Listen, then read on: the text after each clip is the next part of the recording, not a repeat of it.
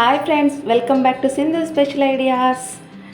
అందరూ ఎలా ఉన్నారండి? నేనైతే చాలా బాగున్నాను. ఈ సమ్మర్ హాలిడేస్లో పిల్లలు టిఫిన్ చేయనని మారం చేస్తున్నారా?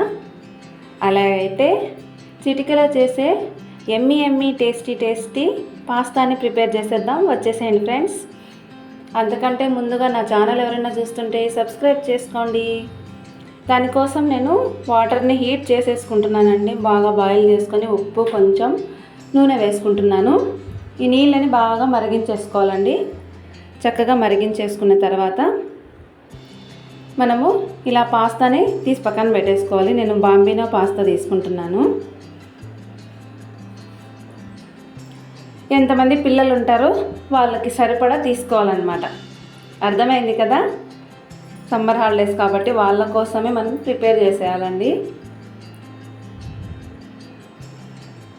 చూడండి, నీళ్ళు చక్కగా మరిగినాయి కదా. ఈ నీళ్ళల్లో మనం ఇప్పుడు పాస్తాని వేసేయాలన్నమాట. ఇప్పుడు దీంట్లో నేను ఆయిల్ ఎందుకు వేసానో మీకు అర్థమైందా? ఎందుకంటే పాస్తా అనేది ఒకదానికొకటి అంటుకోకుండా మనకు ఇలా విడివిడిగా రావడానికి కోసమని నేను కొద్దిగా ఆయిల్ వేసాను అనమాట. అది స్మాల్ టిప్ అంట. నాకు కూడా తెలియదు, నేను యూట్యూబ్లో సెర్చ్ చేశాను ఫ్రెండ్స్. నిజంగానే విడివిడిగానే వచ్చేసాయి. వీటిని బాగా ఉడికించుకోవాలండి. పిల్లలు తింటారు కాబట్టి చక్కగా ఉడికించుకోండి. ఇదిగోండి, పిల్లల కోసం పాస్తా చేస్తుంటే చిన్న పిల్లకోత వచ్చింది. దానికి కూడా పాస్తా కావాలంట ఫ్రెండ్స్. కొంచెం పెట్టామనుకోండి, ఈలోగా మన పాస్తా చక్కగా ఉడికిపోయింది. చూడండి, చక్కగా ఉడికింది. మీరు చేత్తో క్రష్ చేసి చూడండి. దీన్ని వేసి మనము ఇలా జల్లి గిన్నెలో వేసేసుకోవాలన్నమాట. జల్లి గిన్నెలో వేసేసుకొని కొంచెం చల్లనీళ్ళు ఇందులో వేయాలి ఫ్రెండ్స్. వెంటనే చల్లనీళ్ళు వేసేసుకోవాలి, లేకపోతే అతుక్కుంటాయి. మీరు ఆయిల్ వేసినా అతుక్కుంటాయి అన్నమాట. నీళ్ళు వేయాలి. ఇప్పుడు కొంచెం ఆయిల్ వేసి తిరగమాత వేసుకుందాం ఫ్రెండ్స్.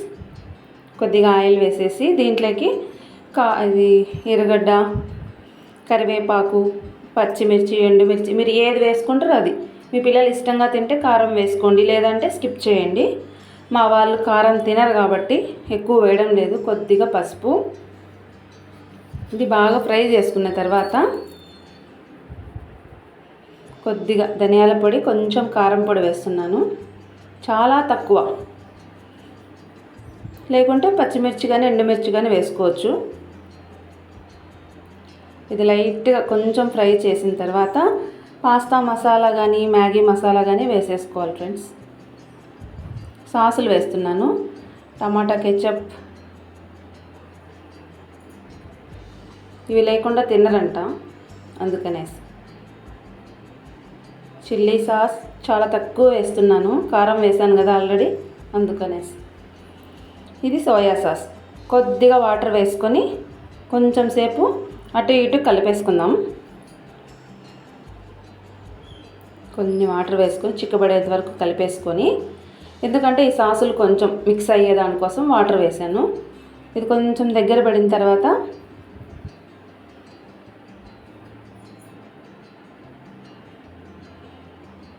మనం ఉడికించి పెట్టుకున్నాం కదా పాస్తాని ఇందులో వేసేద్దామండి. నేను ఆల్రెడీ ఉప్పు వేసి ఉడికించాను, మళ్ళీ కొంచెం ఉప్పు వేసానండి ఎర్రగడ్డలు ఉడికేటప్పుడు. అదే ఆనియన్స్. మా సైడ్ మేము ఎర్రగడ్డలు అంటామండి, రాయలసీమ సైడు. మీరేమంటారో కామెంట్ చేయండి. ఇప్పుడు మన పాస్తాని చక్కగా కలిపేసుకుందాము. కిందికి పైకి బాగా కలిపేయండి. మంటని సిమ్లో కానీ మీడియంలో కానీ పెట్టేసుకొని కలిపేసేయండి ఫ్రెండ్స్. చివరిగా కాదు, మీరు ఫ్రై చేసేటప్పుడైనా పాస్తా మసాలా వేసుకోవచ్చు. అందుకే నేను ముందు కూడా ఒకసారి చెప్పాను. నేనైతే చివరిగా వేస్తున్నాను. మా వాళ్ళు చివరిగా వేయమని అడిగారనమాట, అందుకోసమని లాస్ట్లో వేస్తున్నాను. వేసి ఒకసారి ఫ్రై చేసుకొని లాస్ట్లో గార్నిష్ చేసుకుంటే Emmy Emmy tasty pasta ready. ఇదిగోండి, నేను లాస్ట్లో వేస్తున్నాను. పాస్తా మసాలా కానీ Maggi masala, anything your wish. ఇప్పుడు దీన్ని కలిపేసి ఉదయాన్నే కానీ ఈవినింగ్ స్నాక్స్ టైంలో కానీ పిల్లలకి పెడితే చక్కగా తినేస్తారనమాట. డైలీ కాదు, వీక్లీ వన్స్ లేకుంటే 10 డేస్కి అలా పెట్టండి. ఎందుకంటే కొంచెం హెల్తీ ఫుడ్ ఏం కాకపోతే అరగకపోవచ్చు, అందుకని కొంచెం చూసుకొని పెట్టండి. ఓకేనా? Thank you. Thanks for watching. Bye.